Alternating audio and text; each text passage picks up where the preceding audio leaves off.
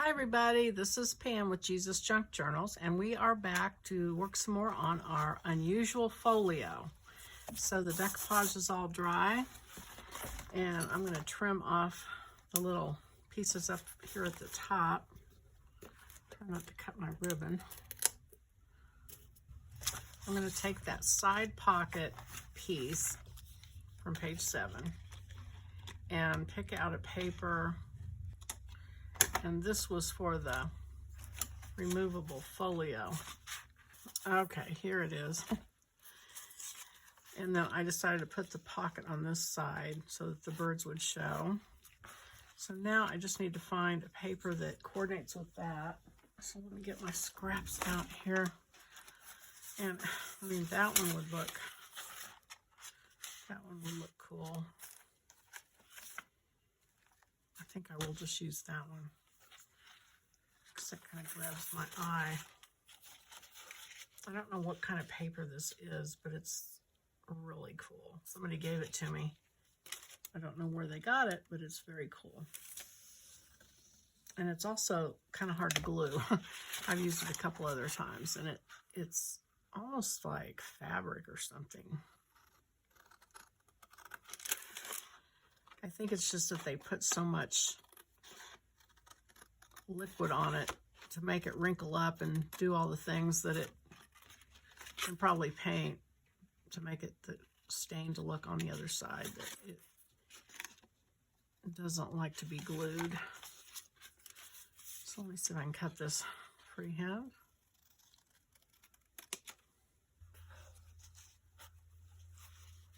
Like that.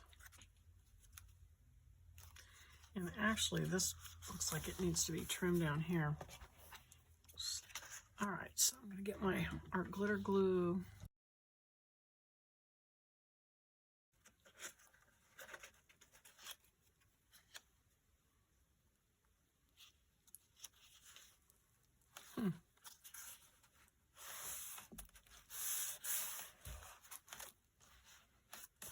Looks like it's just a little bit short of the other pieces. So I'm just going to use my Distress ink to try to disguise that. I have a couple more things to put in here. We've got the notepad and a couple of little tuck spots here. So we want page 13, 2 tuck-in pockets for removable folio. And I've almost got them cut out, but I wanted you to see what the page looked like so you could be sure and find it easily. Okay. So just some kind of paper for those. Let's see, something that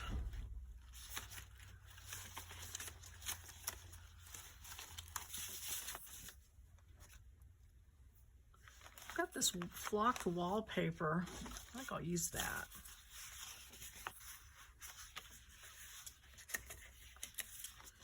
So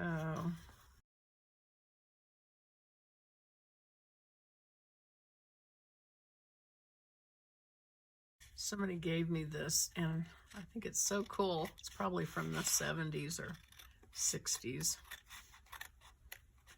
back when that was popular, which I think it's popular now again, but this is old, so I know it came from probably that era. And these are just tiny little pockets.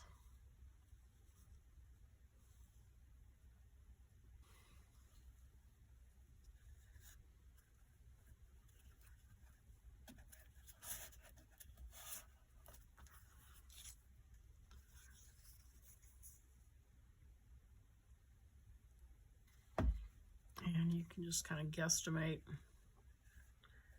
where you want them.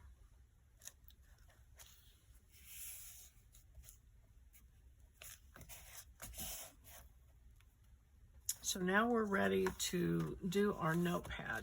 And let me see. So I'm looking at the prototype again. And so here's your notepad. So you're going to want to use whatever paper you want for your notepads. I use just plain kind of a higher grade copy paper, and I just put like 5 pieces in it. And this is refillable, technically. If you wanted to, down the road, you could refill the paper, because you can untie that and open it up and put more paper in it. So however many pages you want, and you're going to want to cut them, let's see here, like 7.5 inches long and 4 3/4 inches wide. I better write that down. Okay, so I'm just going to do the same thing I did here. I'm going to get some copy paper and cut it like 5 pieces of it. Okay, I've got a few things out here. So go to page 11 and cut out the remaining piece, which is the notepad top. And I've got it almost cut out. I just wanted you to see the page so you could find it. And then find the paper that you want to use. And I'm going to use this pink flowered paper that I used on something else. It's going to go on this panel, but this isn't going to show at all. I mean, very little, just the edge. So I think it'll be fine that this doesn't go with that, but I think that's fine.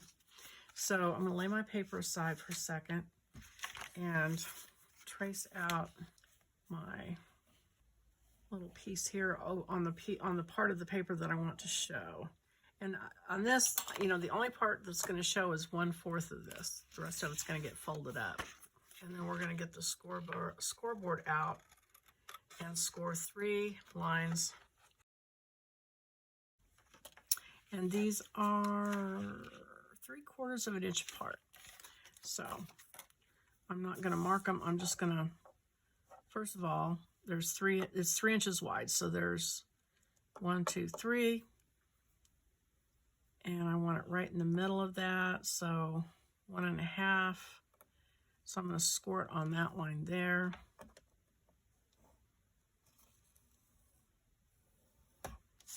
And then I want something right in between, which is actually 3/4 of an inch. So 3/4 and 3/4. Let's just turn it around and it'll work. And then fold it.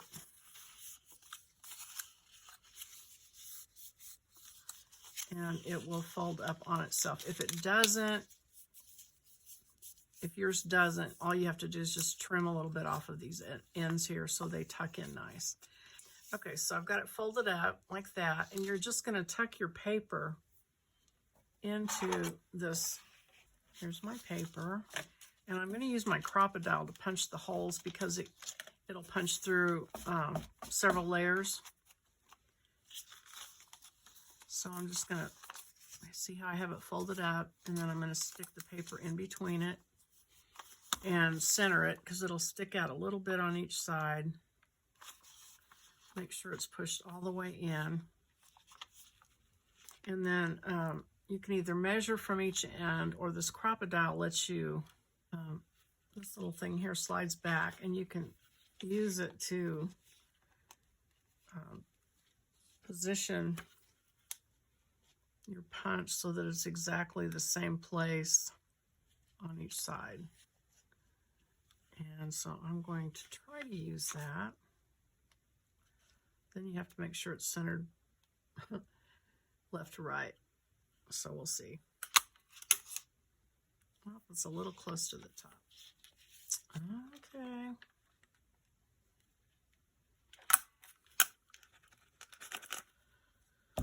Okay, and then use a paper clip or pen or something to poke those out. So now you need a ribbon, and let me get a clamp. I'm going to hold this with a clamp while I pick out a ribbon. And you can use string, ribbon. I think I'll use ribbon. Let me see if I have a pink.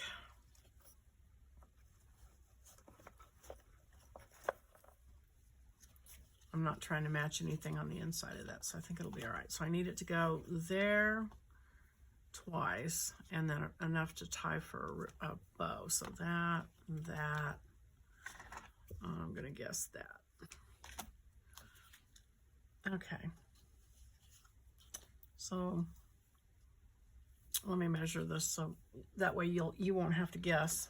12 inches, and so 22.5 is what I cut. Let's see if that works. So you just feed your ribbon through the 2 holes.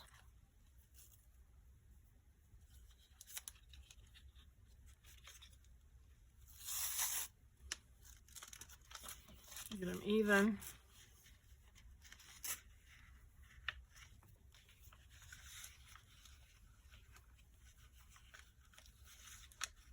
And I'm going to tie this in a knot because past experience tells me I will have a hard time holding that together tightly if I don't. So I'm going to go ahead and tie a knot and then tie a bow. And if I wanted to untie it, I could and load it with paper later on. So pull those loops a little bit further closer.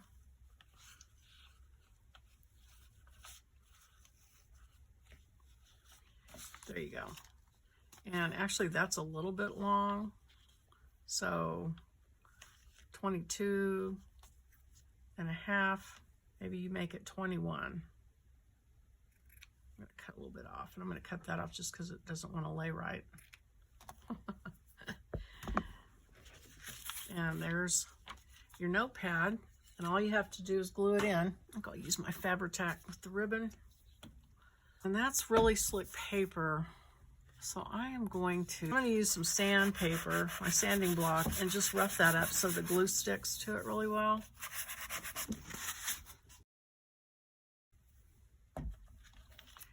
And then you just make sure your paper's centered at the bottom and side to side. And glue it in. And I'm going to put that clamp on it just to make sure that it does glue really well. And we're done with that part. So the next piece of this, let's see, do we have this all done? I think we do. We do. I told you I was going to put washi tape on it, but I glued these in and didn't really think about it. And I'm not going to worry about it. If you don't like the white, if there's white showing, you can always use distress ink and just fold it back and put it there. Now on this side, I do think, actually I could get away with a little bit of washi tape. So let me get some out. And I think I really like this washi tape a lot. It's cloth washi tape by Tim Holtz. And I think I can get away with using it and not get the bird's beak, just barely. Now, remember what I said about wrapping this around an edge when something's folded. So we're gonna fold it. I'm gonna first stick it on here. And it's gonna go over that pocket. But it's like super, super thin fabric, and it's just really cool. Okay, so move this over.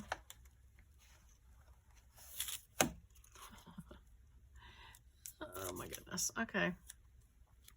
And I'm going to go ahead and put glue on this side too. Got to be super careful not to get over the top of that beak on that bird. And fold it.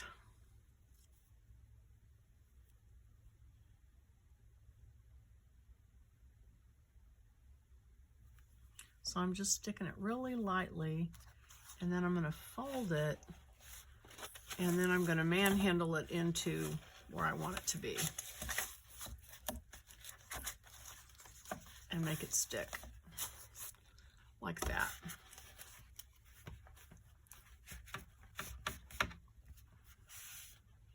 And that's kind of cool because you can see the date there. And then on the inside, you've got a little bit more showing. Or actually, that's on the back. That's on the back. Okay. And then on this side, I'm going to use this one, I think.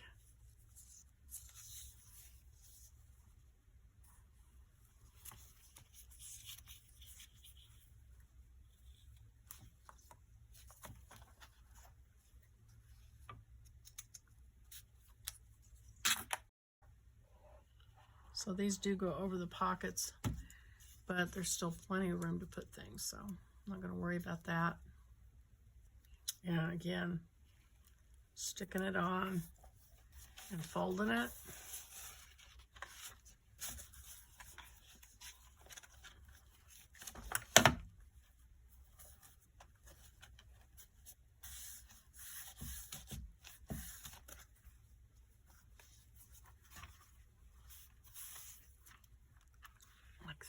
Okay. And so this goes like this goes like this, and then this is ready to go into your journal. Now, some of it still needs to be inked, so I'm going to go around it with my Distress ink and just finish that up really quick. Okay, so there that is. Got all the little edges inked and trimmed. Some of them I just trimmed off because one side was longer than the other, and that's perfectly fine. And then that will be ready to put in our journal when we're done.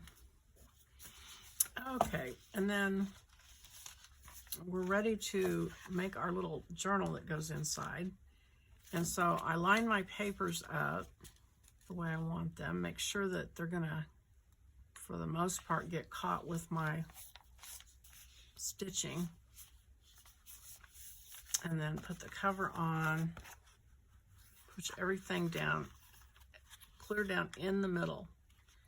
And I'm going to get my book binding kit and a clamp, and I've got some wax linen thread, so let me clamp this real quick, and I'm going to thread my needle. So super easy. If you haven't bound a journal yet, don't worry, super easy. So I'm going to take one of my smaller needles out, and 2.5 to 3 times the length of your spine is what you want. 1, 2, 2.5. You just flatten it with your thumbnail, and it should go right into your big darning needle. And you've got a little bit of a tail there. So now I'm going to take my piece of foam from one of my Amazon packages, and you figure out where you want your tails to come out. If you start from this side, your tails will be out here, and you'll tie them up on the outside. If you want them to tie inside, you might want to glue a charm to the end of it or something. Then you start on the inside. I want mine on the outside, so I am going to poke a hole with my awl, and I'm just going to eyeball it. I'm not going to do anything too precise. I'm just going to poke a hole right in the middle, and I can see it, and I'm just going to poke my needle in and grab it, and then I'm going to just come down a little bit further, poke my other hole. I don't know that I'm going to catch that paper in there, but I think it'll be okay. So I'm going to do it about there and poke that hole, put my needle into that hole. Now, here's the only tricky part. You're going to come back here on the outside, and you don't want to catch this thread because that will give you a headache. So you want to make sure you go back through that hole, but avoid that. So I'm holding it down and trying to stick my needle in at the same time. And we'll see if I'm successful or not here in just a second. Nope.